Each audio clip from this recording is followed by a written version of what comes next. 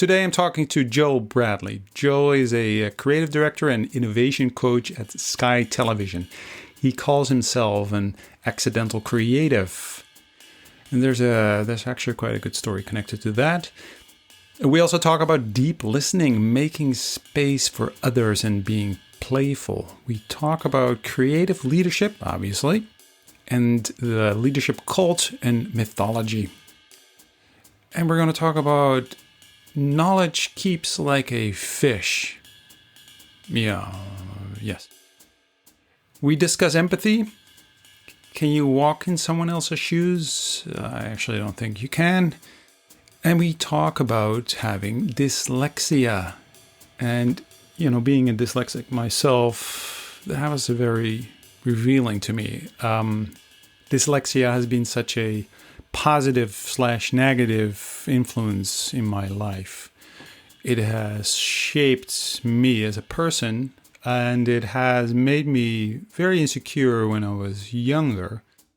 But it also wired my brain differently and made me think differently, which turns out to be a very good thing in the end. And I really hope that everyone who's listening and has dyslexia or knows someone with dyslexia, and, my daughter was diagnosed with dyslexia just, a couple of days ago, that, you don't feel sorry for either yourself or someone else. It is a superpower. Anyway, we're going to talk about that. So enjoy. I guess who I am is somebody who sort of came to being a creative by accident, and then discovered that actually I can do it. I don't come from maybe a sort of arts or graphics background. And because I've sort of discovered, well, I can do it, I have a deeply held belief that actually anyone can be doing it, and that it's a necessary and sort of plausible skill that I can help give people and for them to learn. And I think if you're talking about who I am, those are my values, and that's sort of what drives me. And any way that I can get the maximum number of people involved in the process, then I know I'm happy.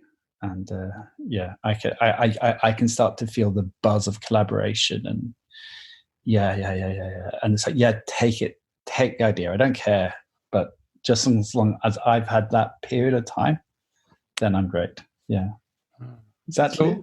So when did you? Well, it's clear. Yeah. But when did you? I mean, you talk about it. It happened by accident. What was the accident? When did it happen? Was there like a moment? Okay. Like, was there like a pivotal moment, or is it a slow evolution? I mean, it's purely by accident. So I don't know. We've had other conversations about dyslexia, for instance, yes. And so that's the thing that's been present. You have dyslexia. Yeah. So do I. But I was only properly diagnosed a couple of years ago. Ironically, when I was doing a master's degree in creative writing. So, okay, that was handy to find out then. But then when I went off to university, I got the grades at the last moment. I got the place at the last moment. So I ended up on normally you'd go off to a halls of residence, but I phoned up the university and they said, well, you can go live in this house on the hill in Bristol. Okay, I'm going to go live in the house on the hill in Bristol. And this place was full of people doing drama and TV at Bristol. And they were a great bunch of people. They were all super creative and have gone on to different great things. And I was like, wow. And a lot of my friends then were part of that world. And I was like, damn, I want to do that. But, I'm doing philosophy and politics. So then I sort of applied for a job with the BBC, and I didn't get the job, but I got loads of interviews, and it was quite a sort of breakthrough idea. I won't go into what the idea was now. And so how can I do more of that? And then, waited and waited and waited. And I found a place called the School of Communication Arts, which was run by a brilliant guy called John Gillard. And suddenly up until that point, I didn't see how I could contribute to anything or be part of anything. And then at that school with this teacher, John Gillard, and this idea of working with an art director as a copywriter and coming up with creative ideas that, you could suggest, build, craft. It suddenly was a way forward for me. I mean, I had loads of opportunities before that to do all sorts of banking stuff, and I couldn't even fill out the forms. I would get halfway through a form, I go, geez, what is this?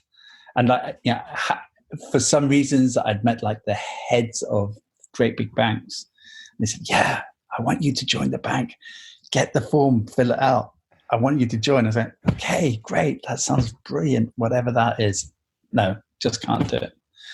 So just by accident, I sort of slowly fell into that world. Yeah. How is it? Because obviously out of pure personal interest, the story around dyslexia is interesting to me because it's been very significant for me, but I've been diagnosed very early on. So I've known that most of my life from my childhood that I didn't fit into school systems and all kinds of things because I had dyslexia and I was aware of it. Yeah. So how did that? Because was it very different for you? Do you feel that it had an impact in how you kind of related to school and others? It was just a mystery to me. So I would say write an essay, and it would come back, and I get totally landed that essay, and it would come back covered with red pen, with bits being moved around, bits of logic being moved around, and there'd be notes in it saying everything's here. And everything's actually really good. There's lots of really good insight, but it's just all in the wrong order. I go, well, and I thought I was like, for years and years and years, I just thought I was some sort of freak because I couldn't put stuff in the same order. So it was like my sort of secret. And in fact, it's just your secret? Yeah. It's like, okay, I'm going to have to keep this secret. I'm going to have to keep this to myself because if anyone finds out, how can you keep that to yourself? You discover, and I think this is where you discover interesting ways of doing things. You've got to find another way around all the time. You've got to find a little trick. You've got to, choose your words carefully. And by choosing your words carefully, you might choose your words differently, or you might have to find a different way of telling your story, or a way of collaborating with people so that they can somehow become a co-voice in whatever you're trying to get done. Otherwise, What would you tell? So my daughter was just 2 days ago, she was diagnosed having dyslexia. No surprise to me, by the way. Yeah. But still. So if you would talk to a kid who is diagnosed with dyslexia, what would you say? Having all that experience, having it. Yeah. I mean, in a sense, I don't think I'm ready to talk to that kid because I feel a lot of heartbreak for them. I look and go, it's not going to be easy. It's not going to be straightforward.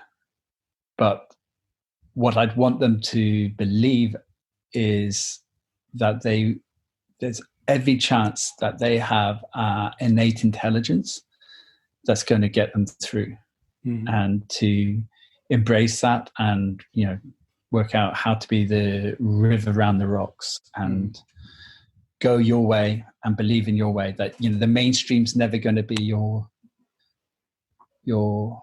way. And this was really brought to life to me. I went to this amazing conference in Staten Island, run by a guy called Charles Melcher, called The Future of Storytelling. And this was the best conference I've ever been to. It was stimulating. in so many ways. It was a mixture of tech and experience and all sorts of stuff.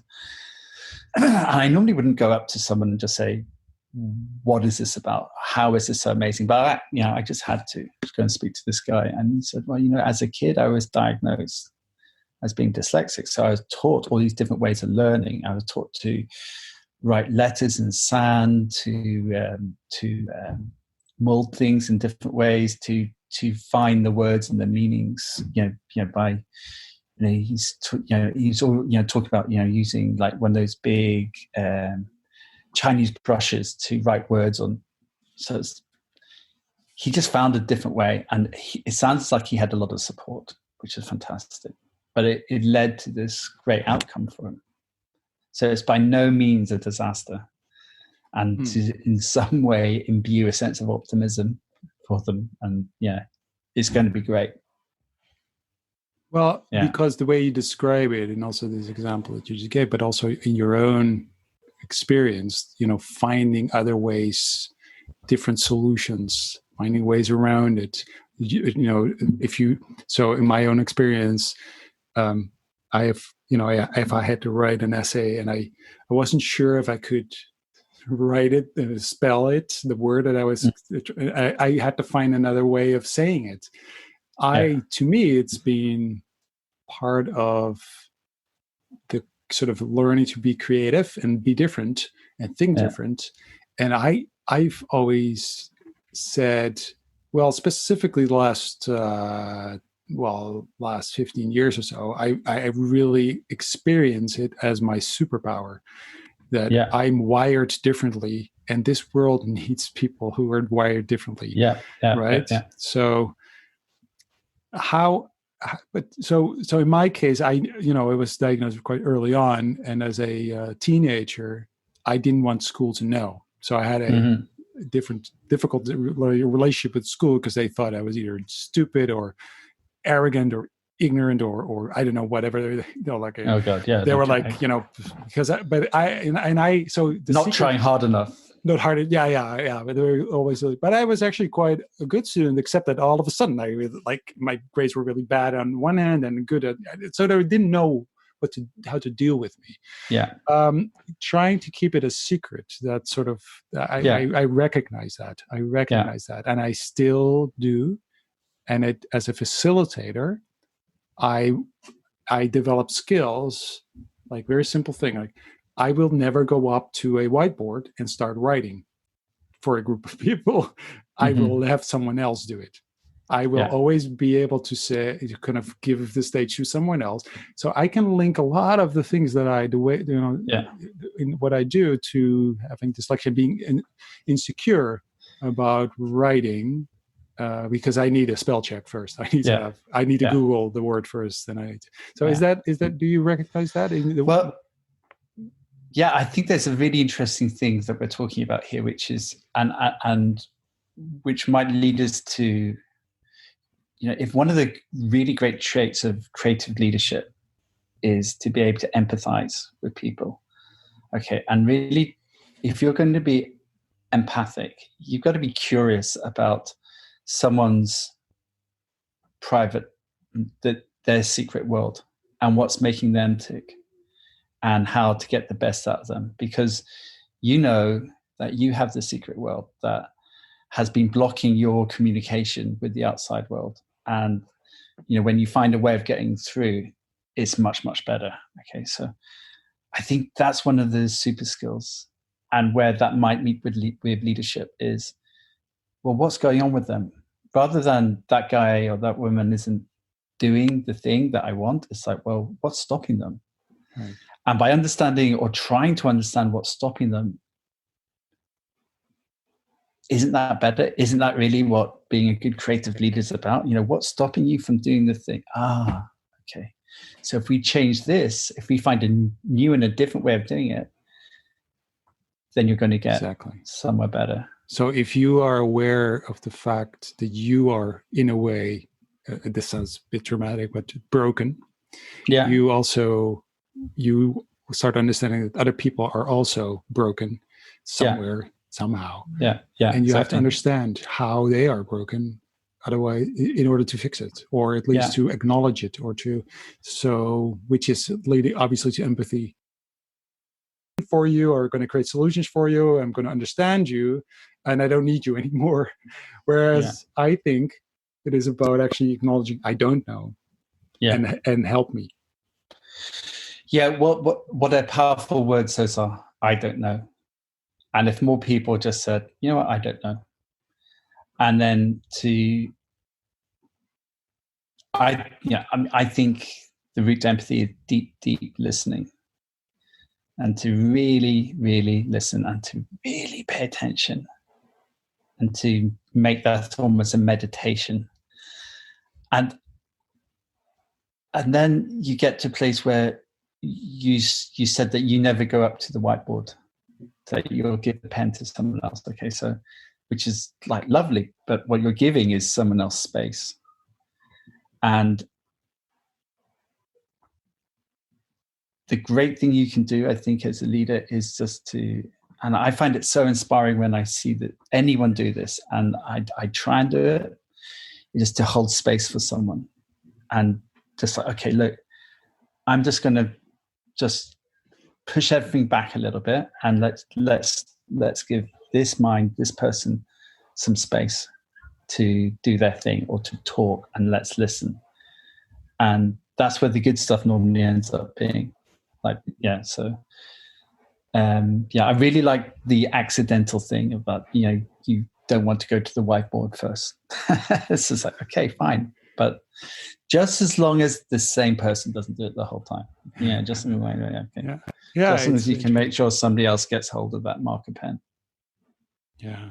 So did you, because, so you were at school and that with dyslexia, it kind of, that's not easy. Obviously, you turn out okay, so it's not a disaster. But did your parents what did your parents do? They worked like absolute crazy ones in the background. Actually, my father passed away when I was quite young, and he was my sort of reading. He was the one. They were both teachers, and he was like the one leading me in the reading. But so they were both teachers. So okay. They're both teachers. So did they know what's going on? Well, yeah. So this is the thing. So just before my mother passed away, well, a little bit before, she sent me all the letters, and to the education boards. In the background, she'd been saying, he's bright, but he's different. Okay, he's bright, but he's got good qualities. And she'd done a really good job at, without affecting me, without making me feel I was totally unaware. I was aware there was an issue, but I didn't know what it was. But she didn't, and I spoke to her about it, and she said, well, you had a stutter, you had, all sorts of things going on. I used to have a speech impediment as well. You had enough going on. I didn't want to give you that as well. So, which I think is really good in hindsight. And then like years later, I was 32, 33, I was working as a copywriter at Saatchi's in London, and I was up all night trying to fix some copy. And then like at 10:30, I called her up, and she's like, oh, what are you doing at work? And it's like, I just can't make this copy make sense. And she's like, that's because you're dyslexic. And she just dropped it there. Really? And it's like, okay. And I was like, okay, this is the time I need to know that. And but it's fine. It's, what, it was the best way. Like often the way it happens, if someone has good intentions, then the way it happens is probably the best way. Listen, you were at that time a copywriter at Saatchi and Saatchi. Yeah. So if anyone listens who has dyslexia, that is something, especially if you're young and you just became aware of that. Becoming a copywriter is probably the last thing you would expect that you would become. No, exactly. So that's the mystery to me. How did that happen? Because I couldn't draw, and I wanted to do that. What I was saying earlier on about I wanted to do that creative thing. And so I can sort of write stuff. Everyone can write stuff. I just wanted to be in the room doing the thing with the people who put their feet up on the desk and don't have to wear suits to work. I want to be in that world, and so that was my way in. And was that your first? Was that your first series position, series job, or was there something before you came to the agency? Yeah, I think that was the first, and I was there for a long time. And I wouldn't call it a serious job. It was way too much fun to be a serious job. Yeah, but yeah, it was. Yeah, so many great people. Yeah. So you've been a copywriter at such and such for a long time. What was the best part of being a copywriter there? Why was it so much fun? I don't know.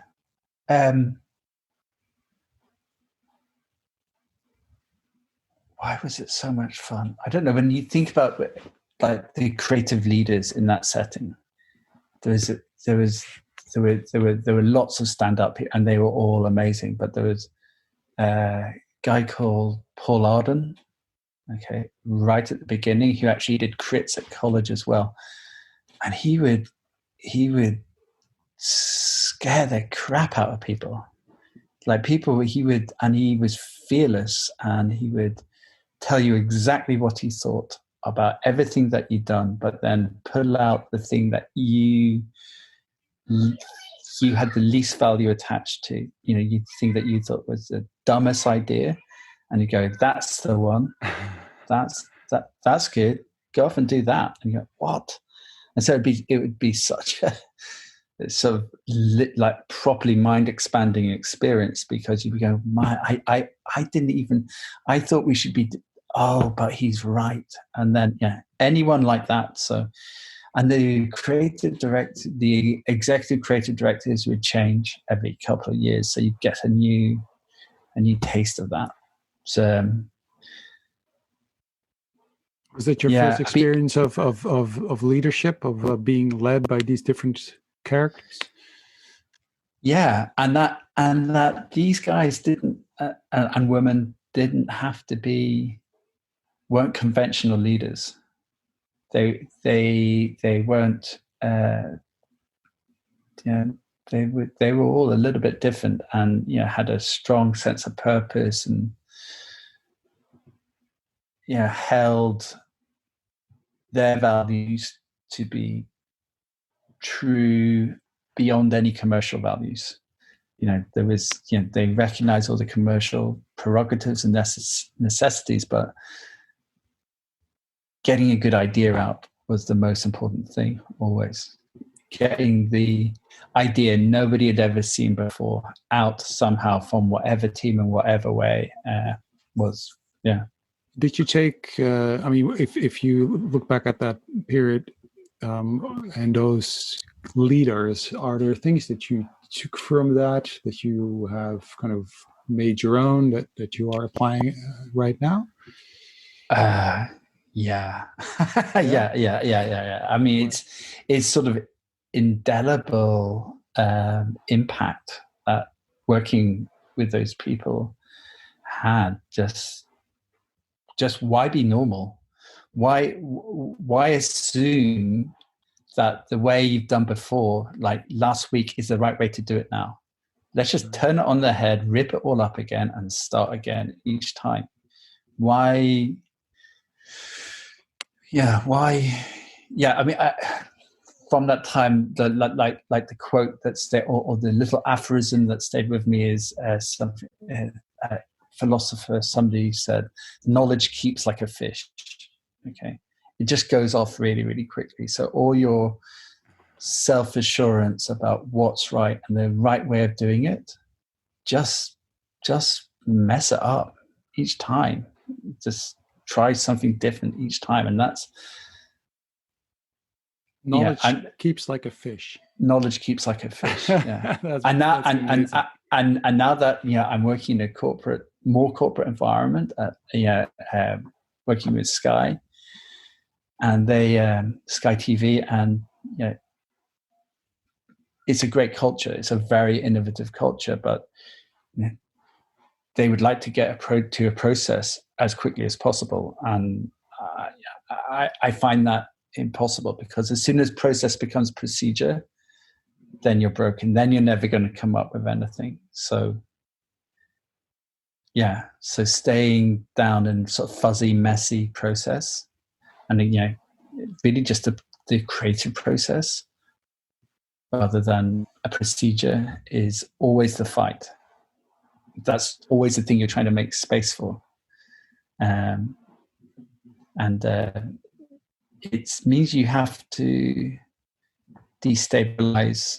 constantly destabilize. That maybe it doesn't make you the most popular person. Exactly. Yeah, that would be my next question. So how are the people that, in that space that you're destabilizing, how do you keep them on board? How do you keep them with you, and how do you keep them confident that that's actually the right thing to do, where people obviously trying to find more sort of a secure space? And so I think a really big learning for me is you are not alone. Okay, you have to find alliances, and whenever you find an alliance, you have to build it, and you have to, when you find a like mind and a like spirit, okay, it may not be it's exactly right, but when there's enough familiarity, then you have to build that, and as much as possible, do stuff with people. I mean, for me, I've always recognized the possibility of leading with somebody else or working with somebody else all the time, and then the more you can do that, the more impact you can do. If you've got two good leaders, Jobs and Wozniak were the team, I guess, at one point. If you got two really good people who are aligned around, the impact of that is always going to be better.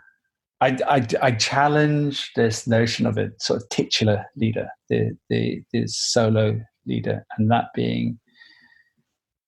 But that's what people do think often, right? So yeah, I mean, if you look at the way people think about Apple and think about the Amazon, and there's these godlike leaders at the helm, and but you're questioning Richard Branson, Yeah. Well, I think there's maybe a mythology there. Yeah. And a cult around people.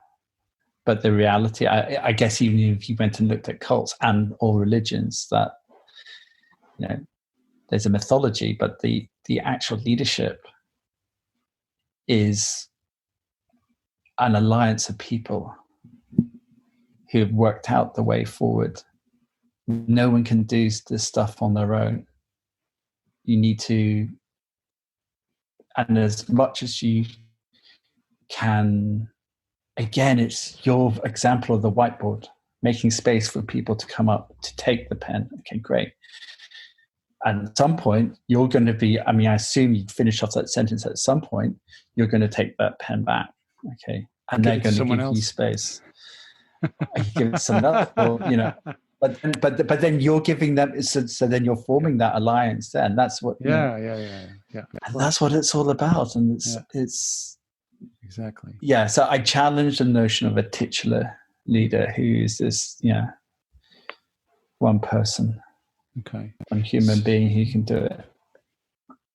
So before we started the recording, we talked about teaching and being teachers, and I said you shared this beautiful quote, and I said I'm going to try to manipulate you, or at least the conversation in such a way that you're going to share that quote, but I couldn't find a nice angle to do so. So I'm just going to ask you, straightforward question, because it is also a little bit connected to your parents really being teachers.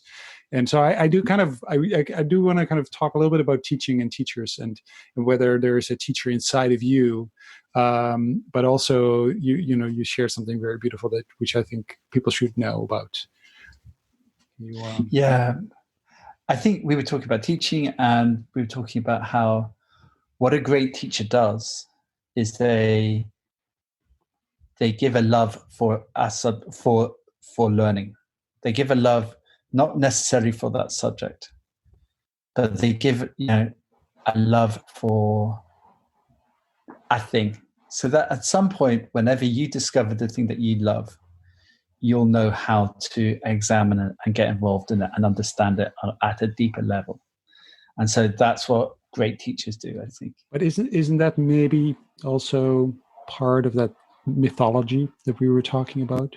That there is a mythology of leadership, or of this guru, or of this godlike person, or this brand, or this purpose, or wherever it sits, that if you can kind of communicate, or you can share sort of that love for something, that people will, they will, like in the classroom, the students, the kids will work for you because you're passionate about something, and they recognize that.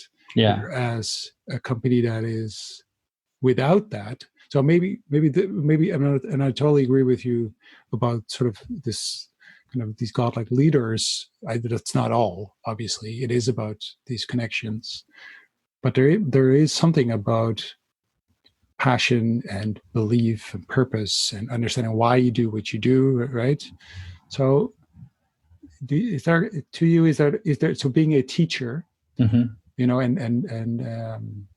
creating space for others, is there some connection in your mind between those things?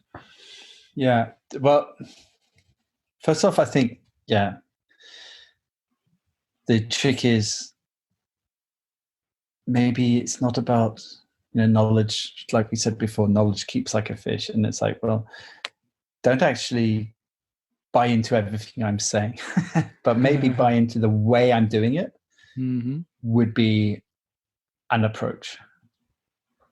The highest compliment that I ever get from anyone is, I'd like to be doing what you're doing. How can I get to be doing what you're doing? How you're leading groups of people?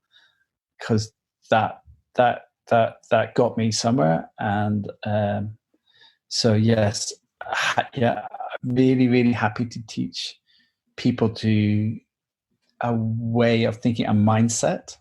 How can I get people a mindset, not actually the knowledge? So how do you teach a mindset? I don't know. You can only do it by example and by people experiencing things. And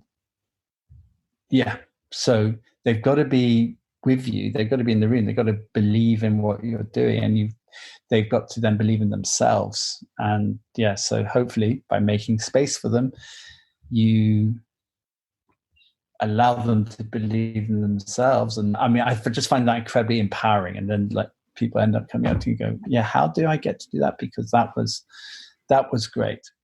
Being in that space and that way of doing things was great, rather than actually what you're saying in a sort of doctrinal or knowledge sense. I think that's less important. I'm not sure if that answered your question, but that might have been a bit of a ramble. No, but I can rewind it later and listen at it again. So that's no. I hear what you're saying, and I actually really, I think so. What you're saying is not about what I say, but it's what I do. Yeah, it's by example, which is obviously very difficult because that's so deeply personal again, like, because it's not being, and it's because it's not about being perfect.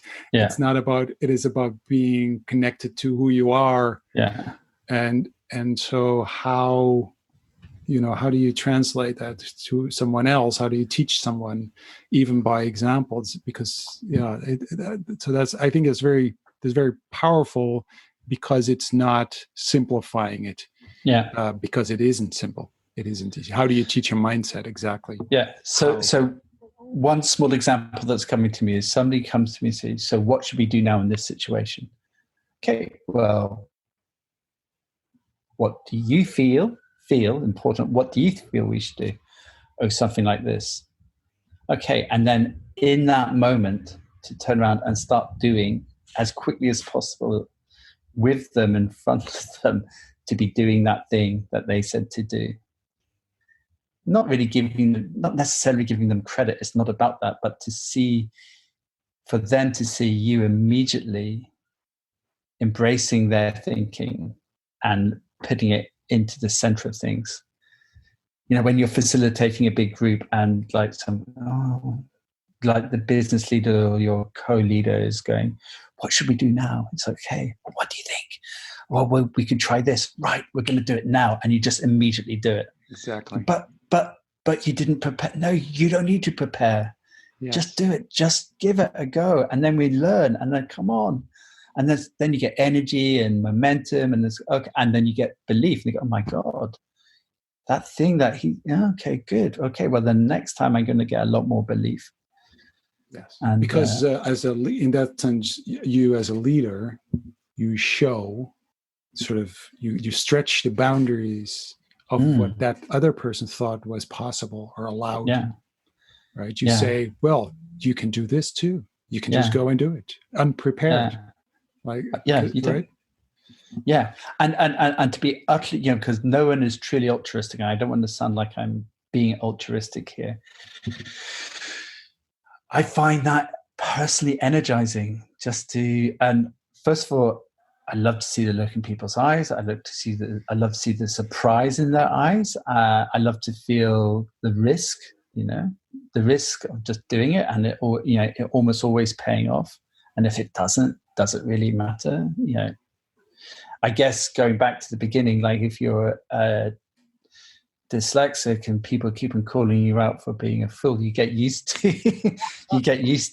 you being the guy or the woman who's made a mistake, and so fine, I'm totally comfortable with that, and we can just cover it over if it doesn't work, but almost sort of 99% of the time it will work. And I just get a buzz out of that. I get a buzz out of it happening. So as much as possible, genuinely making what other people, their tiny little fragment of an idea, just chuck it in. So what about the future? What do you see for yourself, but also if you think about leadership and the leadership skills and what you're describing now, and what is for you? What's next for you? What are you developing something? Are you thinking about something? Is there something you're worried about or enthusiastic about? Or it's a really tricky time, isn't it? People are right now getting fairly tense in the sort of, we're just coming out of this, we're just going into the period of uncertainty. We were in the period of certainty where we knew we were locked down. Right. Now we're going to the period of uncertainty, like now what happens? Mm-hmm. And there's a lot of people getting very nervy about future, their work, and like certainly people in like the innovation field are going, well, we're going to be the first thing that gets cut out, aren't we? And it's almost like self-fulfilling. No, it doesn't necessarily have to be that, and definitely shouldn't be that way, because we're going to need to think of like clever ways of being and doing things. And so I guess my goal is still to make space in this tense time for people to be playful and to tell stories and to have fun, because those are the ways we'll always get to. And actually the third thing I think is to be mindful. So these are the three ways that we're going to get to the interesting stuff. And the more we can make space for those three things, and it takes a lot of work and a fair bit of courage to get people to be playful, to get people to start telling their stories and to open up and to just calm down and reflect a little bit, for a few moments on what they've got. And that takes, that really sums up to me what creative leadership should be about. So I'm going to just be continue relentlessly to fight for those things. I'm not sure in what context that's going to be, but I can't see me being any other way for the time being. Yeah. Awesome. Well, I want to thank you very much for this conversation. Yeah, I always enjoy talking to you. Yeah, sorry. Oh, likewise. Yeah. And we people with dyslexia should keep, we should stick together. Yeah. I think that's really important. Yeah. Very relatable. Also, totally. Yeah. But it makes, the more I talk to people with dyslexia, the more I start realizing that it has such a big influence on the way you think and the way you see the way you see the world and your reality of things, because of the experiences that you have, even though, you've dealt with it differently. I've been a copywriter too, by the way. So there you go. Yeah. Yeah. So I think that's a very, very interesting topic to talk about, maybe more deeply in the future with some other people as well, about dyslexia and what it actually does. Because I think a lot of kids feel very insecure about that, and young people feel very insecure about that, when actually it is, if I listen to you, I'm more and more convinced it is a superpower. It is something. You are wired differently. You're clearly wired differently than most. I'm going to put that on my LinkedIn now. Yeah. And that's what we need. We need people who think differently. We need diversity of thought. So thank you very much for sharing your story. I enjoyed it, and I hope to talk to you a lot more. Yeah. Well, look, I would love to do a larger thing about dyslexia. That would be great. Maybe we could bring in some other people. Yeah, that's a deal. I'm going to put that on the podcast, so we will never forget that. Yeah. All right. Let's do it. That'd be brilliant. Cool. Thank you.